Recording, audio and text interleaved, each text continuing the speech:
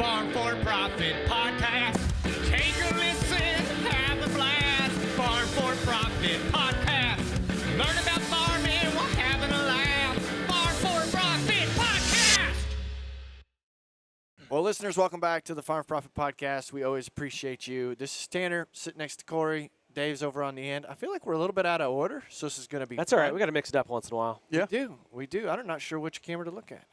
But no, we appreciate you all, whether you're here sitting in the audience or you are, Rachel's telling me, this camera. Camera one? Camera one. Camera two. Camera 2. But if you're not at the Farm Progress Show, thanks for joining us. We're excited for this conversation today. This is a product of your development, your desires, and the only way that we can learn about that is if you send us an email to farm4profitllc@gmail.com, or you send us a text message, leave us a voicemail at 515-207-9640. Appreciate all the interaction. We are who we are because of you, and we appreciate that a lot. Also appreciate these two guys that have been blazing the trail next to me for 2 days, working on a third one, having a lot of cool conversations. But I think 2 days. I thought it was 6 years. It was. Well, technically for you, it's been like 11. Yeah, I know, right? Really? Really? 2014? Yeah. Anyway, yeah. this been a long conversation time. The only thing is that mattered is the last 2 days. But right. This conversation is a spinoff. We had a Right to Repair episode that came out earlier this year that we did, and John Deere has answered, I think. Yeah. So that's what we're going to talk about We have an today. expert. we do have an expert. Should we have him introduce himself to the audience? Absolutely. You don't want to tee this up anymore? No? Yeah. Let's go. Who are you, and Who what are do you? you do for John Deere? Who are you? Yeah, good morning, gentlemen. Thanks for having me. Name is Kent Brown. I'm from just south of the Quad Cities, where world headquarters is, and I'm the Senior Group Product Manager of Digital Service Experience. So when Senior we Group asked product manager of digital services. Is there an acronym? Digital Service Experience. Service experience. Yep. when we asked the group of John Deere employees here that who wants to talk about this topic, you were the last one to put your finger on your I nose. lost. Yeah. Yep. Yeah. There's so many cool titles at Deere. You got a cool one. Is that cool? If it's more than 3 words, it's got to be cool. Have you always been in that role, or how long have you been with Deere? I've been with Deere. I just hit 20 years wow. this year. I've been in this role for about 2.5 years. What does Deere still do the anniversary gifts? Yes. So what do you get for 20? 20. I got the little pewter silver bulldozer. I think it was like a 350K maybe. So you're not getting the watch yet, Not getting the watch. or do they still do that? I don't think they are. I have some old school John Deere anniversary watches. Really? Yeah, Yeah, I have. Yeah. I have one from I think my 10 year. that's cool. Yeah. Really cool. Yep. That is really cool. How much do you want for that dozer? How much you want for that dozer? He's thinking about it. He's yeah. thinking about Yeah, he it. is. I'll take 50. Dave could probably auction it off. Yeah, there we go. No, I don't. I want to buy it privately before it goes to auction. Before it goes to Right, that's what 'cause you could everybody bring wants to do. 150. Hashtag auctions word. I've only given half my life for it, and That's I'll try fair. to get $50 for it. 50 bucks. So what all have you done for Deere in the 20 years? Yeah, so I grew up on a farm. Always wanted to work for John Deere since I was 10. Oh, and, wow. So actually, I annoyed my dad. This is a true story. I annoyed my dad with like questions of how does this work? How does that work? How does this work? And one day he literally said, "You should be an engineer for John Deere." Like he was done with me asking how this works questions. Go figure it out for yourself. And I was literally set. At 10 years old, I knew I wanted to work for John Deere. But I'm a mechanical engineer by education, so I spent about half my life in engineering. Corn heads, the combine cab was kind of my baby. If you like the hydro handle or any of the buttons, Oh, yeah. anything you don't like, that was somebody else. And then transition to kind of product planning and working on future strategy and roadmap for a bunch of different products, kind of leading up to this role. Very good. So you worked for John Deere right out of college? I worked for, I interned 1 year before I graduated and then started right out of school. Got in. Where'd you go to college? University of Wisconsin, Platteville. Really? Yep. I would have thought engineering. You would have went to Iowa State. Iowa State runs in the family, Yeah. and it's a favorite of mine. But I wanted to play football, and yeah. wasn't quite sure if I could walk on at Iowa State. Hindsight, they were terrible back in Yeah, you the could have. 2000s, and I you think could I have. might have made it. Terrible. What position were you? I was a safety. Safety. Yep. All right. A little spy back there. Yeah. Yeah, absolutely. Harvest season is here, and so is your competitive advantage. That's right. The Estes XPR3 concaves are a total game changer. Think one concave, all crops, no bands, no switching. From wheat to corn, soybeans, you're rolling non-stop. Backed by their patented technology with 250% more threshing surface. You get cleaner grain, fewer fines, and beast-level capacity, all without trading combines. If you're interested, visit EstisPerformanceConcaves.com to upgrade your combine today. Estis XPR3, harvest smarter, faster, and better. Well, that's exciting to hear that you've got perspective. A lot of different roles, a lot of different focuses in your employment. And now you're focused on pro service? Pro Service, Operations Center, Pro Service. Yep. So what is that? John Deere Operations Center Pro Service is a tool that focuses on empowering customers to choose how they want to diagnose and repair their equipment. And this one allows that full capability if they want to go all the way. If they're we were talking beforehand. I was going to say, you said choose? We get to choose? Yes, absolutely. You can choose if you want to do it. You can choose if an independent repair shop wants to do it, or if you want a John Deere Fantastic. dealership to do it. Absolutely. Your choice. But if you do choose to do it yourself, this fully empowers customers to do the fullest of capabilities, from diagnostics to repairing to reprogramming. So before we dive deep into that, could you give us some background on why this had to come? The right to repair stuff that's been going on the last couple of Because years? it's not because of the episode we did. Partially, no. Just kidding. No, definitely we can touch on that. I mean, this has been a long-standing journey. Maybe I'll put you guys on the spot. When do you think we first started offering technical manuals to customers through John Deere dealers? And when you say technical, like things like that the actual repair, diagnostic, not just like the parts, not the operator diagram, not the one you put behind your seat. Change the oil at 250 hours or whatever. Yeah, the full diagnostic repair. Oh, God, I'm just going to throw, I don't know, 2010. Yeah, I didn't even think that far back, right? 2018? Oh, man, I've seen them because I auction. I see tech. I'm thinking like 1989. 1982. Okay. So, which was a great year, by the way. Yeah, it was. Not to give away my age. But yeah, all the way back to 1982, we've offered tech manuals. So, I mean, this has been a long journey. Obviously, when you talk in terms of right to repair, that makes the news more now. But we've been delivering these types of capabilities since 1982. But the big transition was when we jumped to Customer Service Advisor and offering that around 2006. It started with construction and forestry equipment. And then we transitioned in offering it through ag and turf equipment, then offering it online versus going to your John Deere dealer.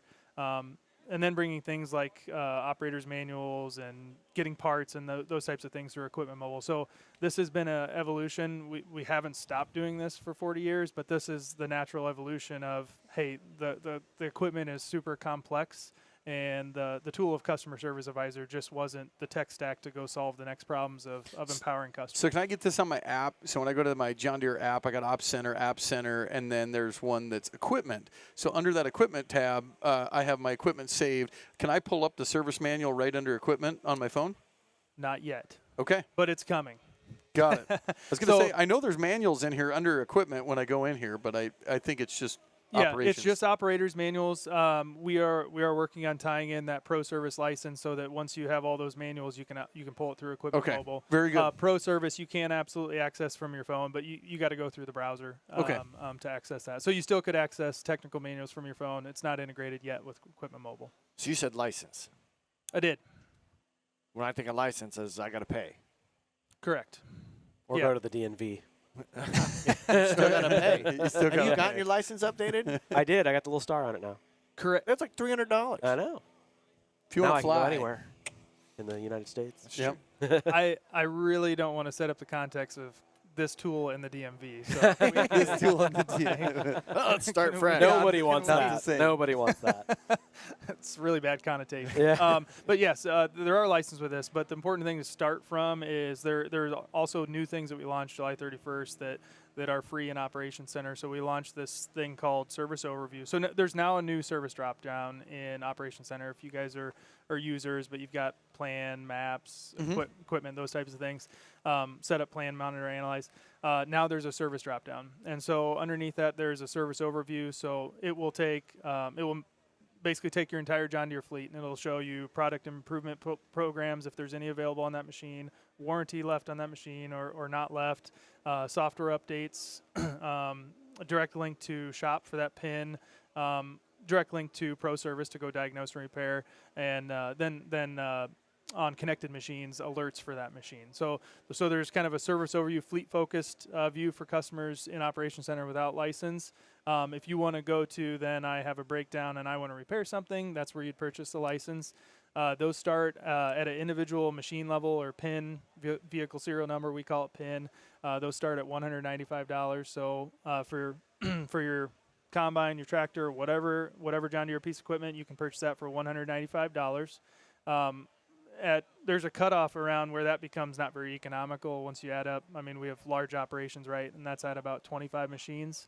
That's where we offer the org license for $4,995, and that has no limit on number of machines. And that's a one-time purchase? That is an annual license. So $195 per piece per year?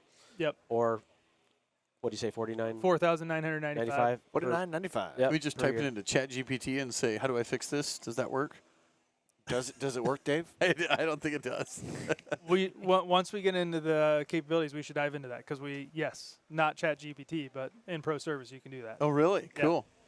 I do want to just capstone the licenses. So then there's the service business license, which is for someone who is running a service or a repair business themselves. Gotcha. And that one is licensed like we offer Customer Service Advisor today by Ag and Turf models. So if you buy the Ag and Turf license, you can work on all Ag and Turf models.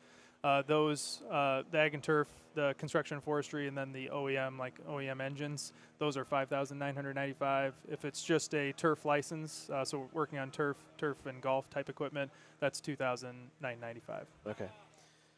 So what do I need for this to work? Do I need a different computer? Not unless your computer's really old.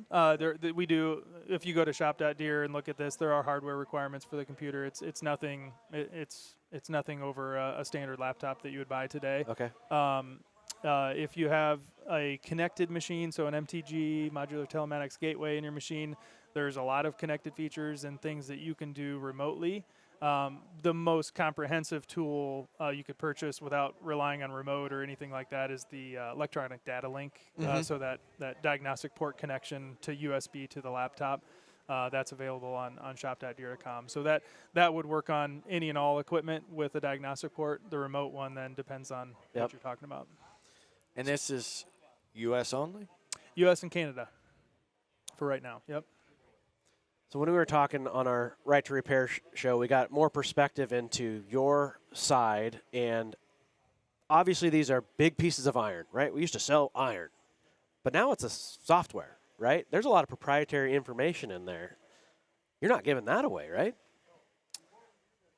No, right? I mean that's really not even my role or responsibility to figure out what's proprietary or not. But obviously we can't give away intellectual property or things like that. Right. But that's where the pin specific functionality of this. I mean, this is a brand new tech stack versus that of Customer Service Advisor. Yep. So now once a customer registers adds this equipment in Op Center, we know that they own that pin. We know that they can now work on that pin, and so we get that pin specific information to where, we're not, I guess, generically delivering, low quality information or intellectual property quality information, right? So we can, on this new tech stack, we've been able to do that. Yep. Well, kind of along the same lines of that, though, is, and you mentioned there's an independent repair service could have access to this through that program. Do we have to give that tech permission to get access to our piece of equipment, or how does that work when we engage a repair service? Yeah, great question. So from a data perspective, nothing changes. Customers control their data. But then when it comes down to an independent repair shop physically working on your machine, if you want to do anything remote or if they want to serve you remote, all they have to do is partner with you in Operations Center, and they can perform all those operations that would be considered remote, kind of like remote display access, remote software updates, remote diagnostics. When it comes down to plugging into the machine, that's really something that we kind of reference as implied consent. So if they're plugging into your machine, they're either you gave them them the green light. If someone likes to nefariously go out at night and diagnose machines, that's kind of a weird job. So, don't break into machines and run diagnostics. Dave is connected to my operations system, and he always is creeping on me. Yep. Well, and as we grow, you got to think about that. There's going to be a lot of connected devices. Heck, my email got hacked yesterday, day before yesterday. And so now we got a lot of safety concerns too, is who can view my stuff, who can see my stuff. I'm using him to custom harvest. So now I'm connected to his machine and, you know, I can't see ours. It's whatever he gives me permissions for, but there's got to be a permissions wall there somewhere.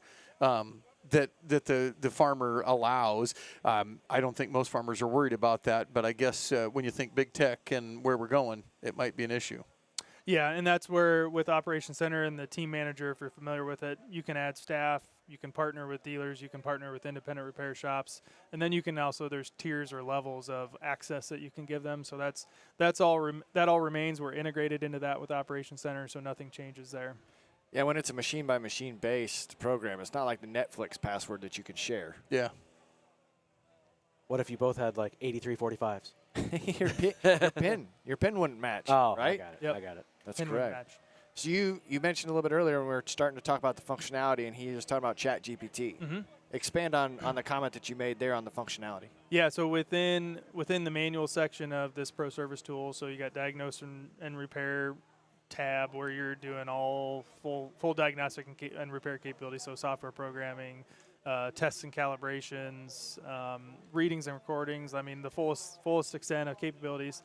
Within that, you can go to Ask AI section, which is searching. I was just doing a demo in there for another gal, and for an 8R 410, there were 71 manuals, for some reason or another, linked to that machine. So that could be a universal display manual. That can be anything that if you ordered certain option codes, those are all routed through there. That includes all the technical manuals. And so that Ask AI feature then, you can talk less in tech manual language and more in Normal. You know, if you're talking, the example I use a lot is shiv versus rotor, or what's my, the tech manual might say rotor shiv gap. Well, I've never used shiv in my life, you know, the word shiv. So you can talk to it in, I guess, your own terminology, and it'll spit back an AI result searching across all those manuals. The big one I love, because I get so tired of looking at the specification table in the back of a manual to see how much oil I need to add or whatever. It's really valuable for that. But anything you want to ask it, it'll spit out return a AI result that gets you quick to the answer. But then it has all of the reference links from the manuals that you can jump to that manual if you want to see the actual process or whatever thing you need to look at. Sometimes I'll be looking up something, but I just want to see the diagram because I want to see, did the washer go on first and then the nut, or did the nut, Yeah. Yep, so you would go down those links reference below. It'd take you right to that manual, and even, I mean, and I'd like for you guys to experience it too, because it'll open up a new tab. So you still have the AI manual result, but you also have that tab open in the new manual. So we've completely overhauled the entire experience. If you ever use Customer Service Advisor, it looked pretty dated. This is a complete overhaul and has that Operations Center look and feel. Can I then order parts from there or see inventory at my local dealers? So yes, through that, right, we're pin specific again. So within Pro Service, then you can hit the link out to parts. It'll take you to shop.deere.com. If you're well, at that point you're registered or you're a John Deere, you have a John Deere account because you're in Operations Center, right? Yep. It's going to take you to that authenticated shop.deere.com experience, and in that pin, you're going to jump straight to that pin within shop, and you'll have those parts diagrams and everything. So not direct ordering within Pro Service, but it takes you to the shop experience. Lots of opportunity there in the future of improvements to that. Kent, he just talked about parts. Let me, we talked a little bit before this and challenge your process. What we were talking about before is, guys, I just, last week, air sensor went out on my Ford truck, and so I went to O'Reilly and I went to fix it and got an aftermarket part. And then after that aftermarket part, it still would not shut off the check engine light. So we were talking about, I wanted to repair it myself. I wanted to go as cost effective as I could. It was my son's truck. I didn't want to spend money on it. And nonetheless, the mechanic said, no, we got to put in a Ford part. So I was asking Ken about that. I'm like, well, do I have to use John Deere parts? And you said something about a chip. Remind me what you said there. Well, I was just talking about once you get into the electronic world, there might be 100 different reasons why you don't have compatibility with certain parts. And I referenced, a chip gets obsoleted. We went from 32-bit to 64-bit. And so we had to update all of our drivers, and that 64-bit isn't compatible with this configuration of controllers on the machine. So, I mean, there is a scenario for every single time that you have to touch a controller or something like that in the machine. So, because as a consumer, I was frustrated that I had to pay, I felt like 3 times as much for the factory part, but I'm sure there's a reason behind it that it make the machine work better. yeah, when it, getting back to, you just briefly mentioned safety. I Yeah. mean, we've got these 80,000-pound machines, self-steering, things like that. When it comes down to electronics, we've got to be very careful about that.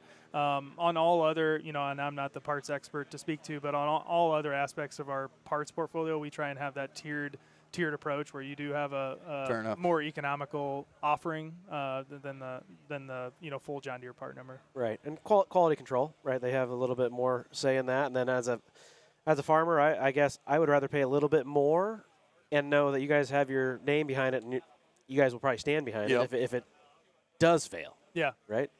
And that's always the thing. Like as a farmer, help my dad farmer, and a John Deere employee. That's my favorite thing to hear is, well, if I do ever have a problem, I at least know that John Deere is always going to stand behind it. Yeah. So. Yep. So Yeah, we're talking about perspective on what equipment is this program going to be most compatible with then? Yeah, the easiest answer is all. We talk a lot about, because, I mean, we're at a farm show with all the latest and greatest tech about connected machines and the ability to work on those. But this really, I mean, I have a great example in that of my dad's farm. I mean, he seeds and plants with a 4430 and a 4630 and harvests with a 1997 9400. So, I bring that perspective to it. But really, when we talk about service and maintenance, the older pieces of equipment, those are the farmers that are the most self-sufficient and do a lot of work themselves. So this is all lineages of John Deere equipment. Obviously, when you get older and older and older, those capabilities of Pro Service really become focused on the manuals and the things like that.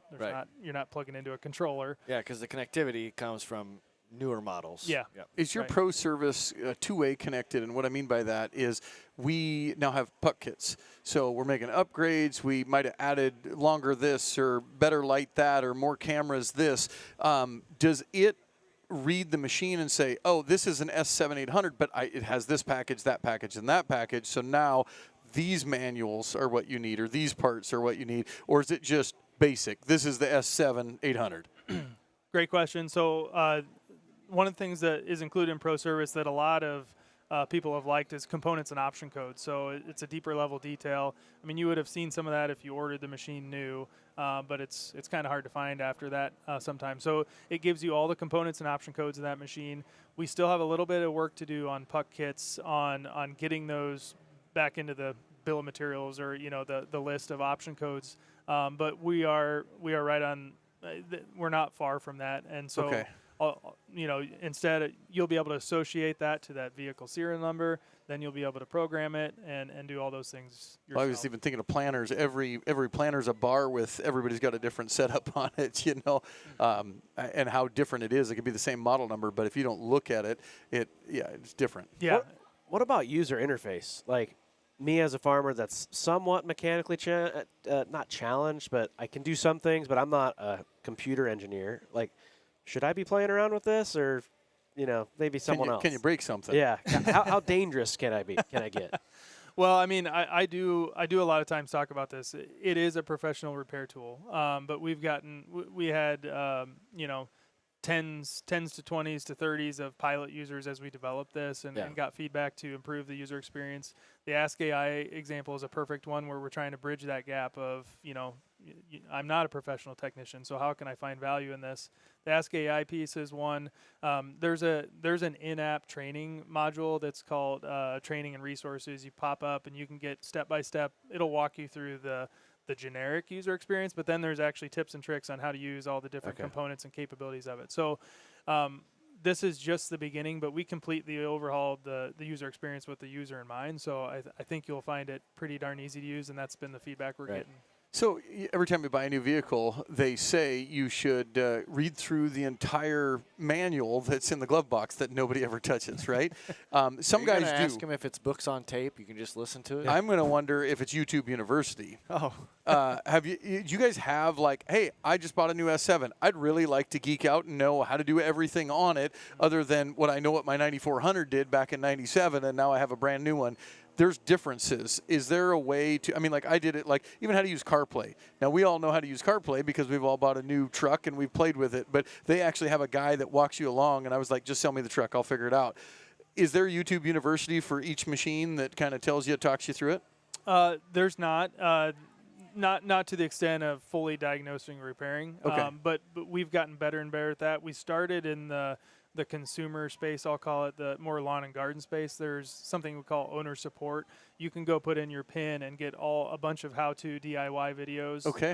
It's more prevalent in that lawn and garden space right now, but we also do have how-to videos more on the precision ag side of things. But once you get into diagnostic repair, we don't have a ton out there yet. But with AI and all those things, and now that we have this kind of integrated tech stack, the opportunities are endless there. Light bulb went off. That's what we can do. So easy. The Farm for Profit guys can do it. We can be the YouTube University. We'll come into you guys and so easy. this is how you diagose this. This is how you do that. This is how you do that. Yeah. There's Write that down, Chris. the next business model. Write that down. Write that down. But this has a chance to shift the balance between dealerships and the DIY and the independent repair shops. Well, I don't know if it's about shift. It's going to shift the balance because I just look at it and I know. I don't know. These guys were giving you a hard time. 2.5 of you farm. No, Yeah. three of you farm here. Two and a half of us. Yeah. I just hold the steering wheel. But listen, I have seen my dad fix everything he's farmed for 51 years. I can fix anything mechanical, and half the time not with a part. It's welding two things together and making it work, right? So that capability has always been there. When it comes to the higher tech machines, one of the things that was missing was reprogramming, and that's what we brought into Pro Service along with a lot of other capabilities. But I think this just empowers the customer to choose what they want to do and how they want to do it. Just to touch on that, though, because we've talked a lot about Pro Service and it being a licensed thing. We just launched an Equipment Mobile, so if you have your equipment in Operations Center, you can go straight to shop from Equipment Mobile to that PIN. You can also, and you know, I'm surprised we don't get as. I think it's because I know how annoying it is to try and find your PIN. Like, I'm not out in the shop, I'm not in the shed, I don't know what my PIN is. But once you get an Operations Center, then you can also just go over to shop and enter that PIN, and it should be a lot easier. I mean, instead of sifting through model diagrams for an 8R, I'm now searching through diagrams for the PIN. So those two things are now in shop and Equipment Mobile, and it should get you there a lot faster. So you can maybe come in a little more armed. But that's more common than not. Here's the two pieces. Right? We were talking about that. Here's the two pieces of the broken part. I need this. I said it yesterday with Zach Johnson that we sent our combine in for the special, and we do that every year, and we get a list from the tech of everything it needs, and then you kind of go in and walk around with them and say, all right, we'll do this, we'll do this, we'll do that. That'll wait till next year. You do this, you do that, and we took our bill from $33,000 down to like 11 or 12. Just because we're able to do some things. And that's why I asked that. I didn't know. Maybe I could even start that process before I even take the combine in. Yeah. Meet Maya Cornheads, built better for over 40 years to power through down corn, high yields, and tough fields without flinching. These durable, low-maintenance heads mean less downtime, less grain loss, and more profit per acre. They have the option for down corn attachments or direct-driven chopping. They ensure that your combine will move smoothly, fast, and full at all times. Don't just harvest your fields, conquer them. Visit MayaCornheads.com to find the dealer near you. Yeah, we're definitely working on that stuff. Nothing like that in there right now, but one of the things is there's interactive, we haven't talked about this yet, but on connected machines, there's also within Pro Service these things we call machine health insights. So it might be, hey, Corey's riding the clutch. We think this is going to lead to imminent failure.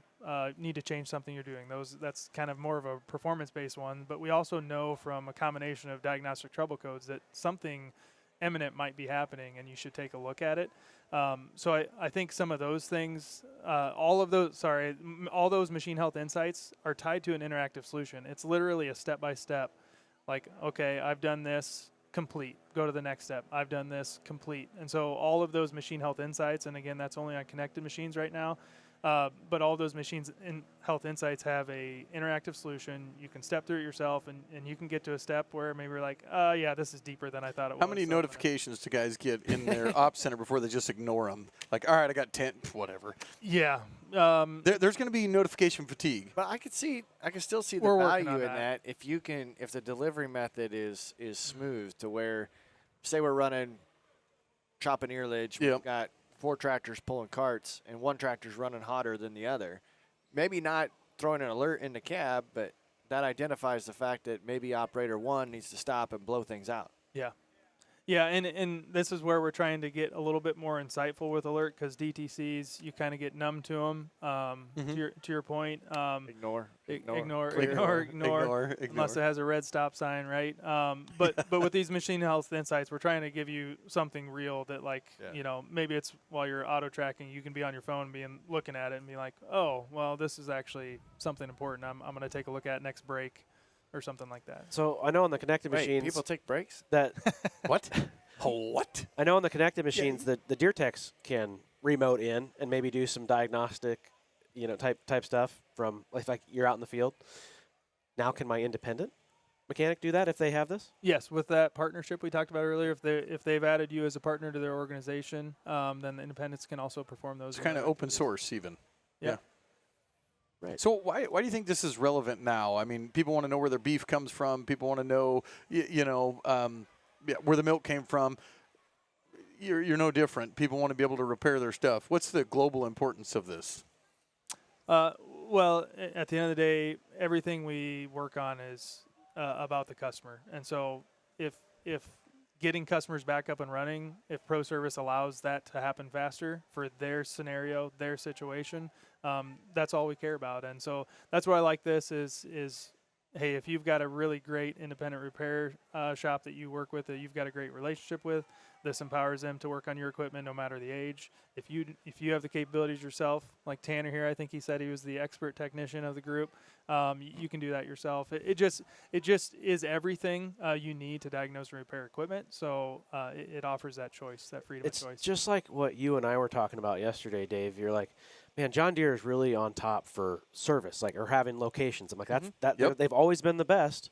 There's a lot of great equipment out there, but John Deere is the best at keeping you running. They have, that's why all like the custom harvesters use them, because they know when they're in some other state running that there's going to be a John Deere dealer within 10, 20 miles. So it's keeping their equipment running, and it's really good. So it's quality. And we do appreciate that, the farmer-focused mentality to this. So what's down the road? This is Pro Service today.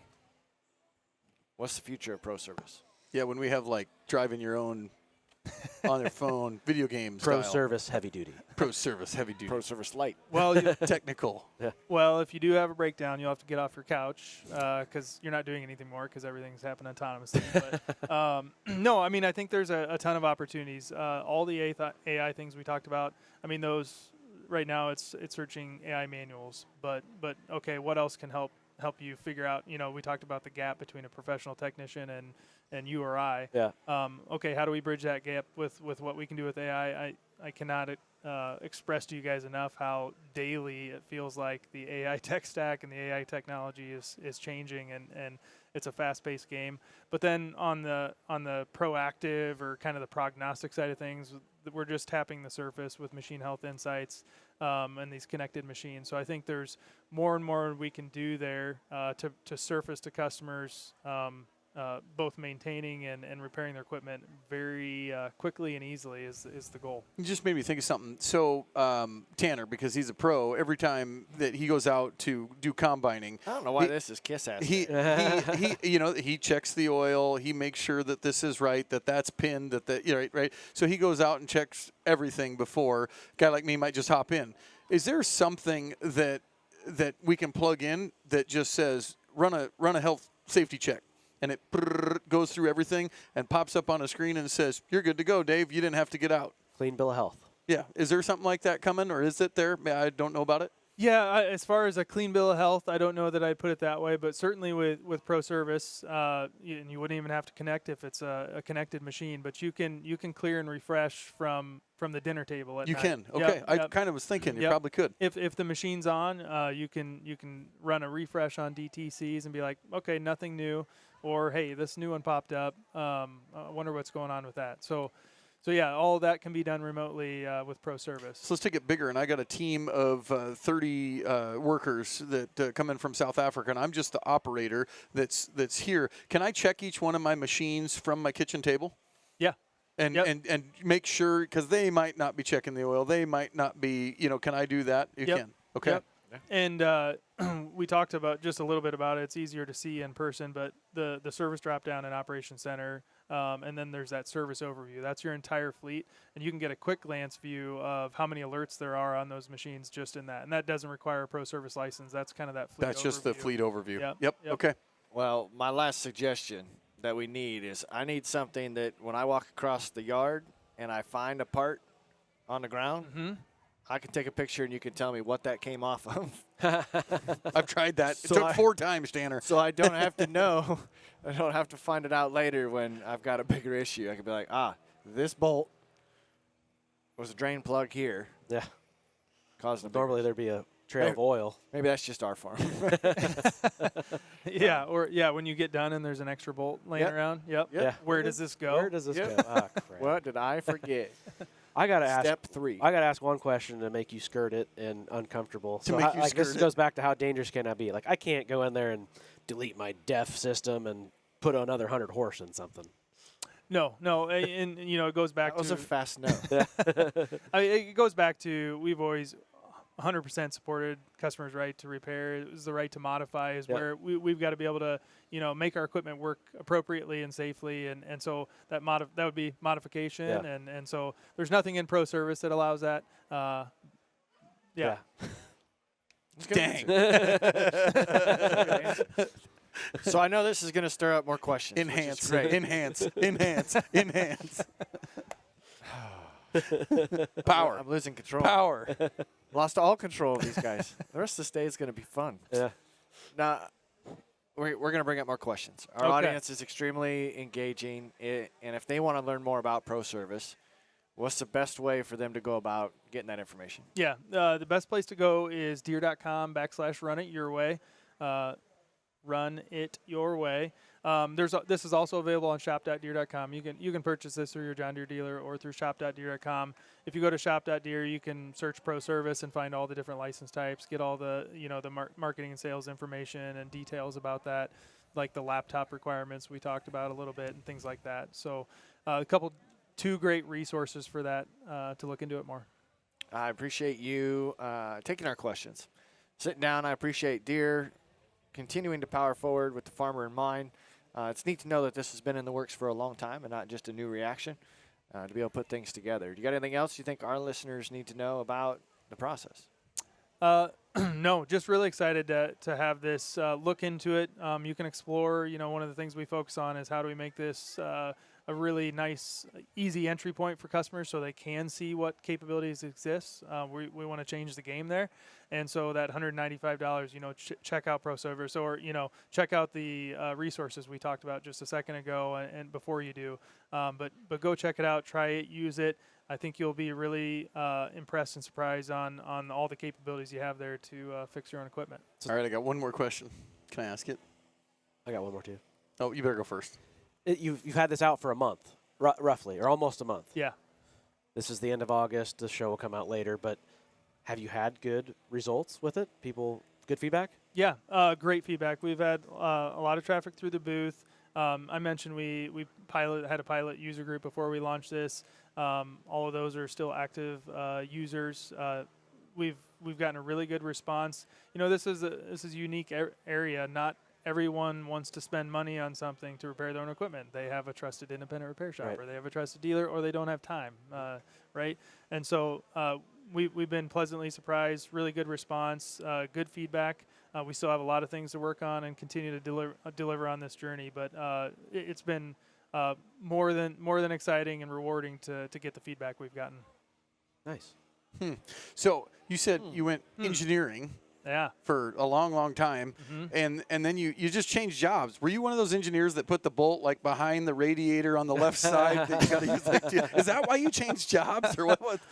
I always said I was a marketing guy who survived engineering. Okay, school. fair enough. So I didn't want to be, my thing wasn't being the senior staff principal scientist on hydraulics. Like that didn't, I loved being with customers. I farm, with my dad. I wanted to be in and around the product and the customers. So I kind of found my journey out of engineering. They don't let many into this world, but I was able to put sentences together. So you were probably in a position where you could have told that guy not to put that bolt there. Yeah. All right, good. You didn't. Oh, that was a good question. Appreciate that you was a guys. good question. I appreciate you taking the time, like I said before. Audience, we always appreciate you too. Shoot those questions our way. Keep those topics coming. But until next time, have a good one.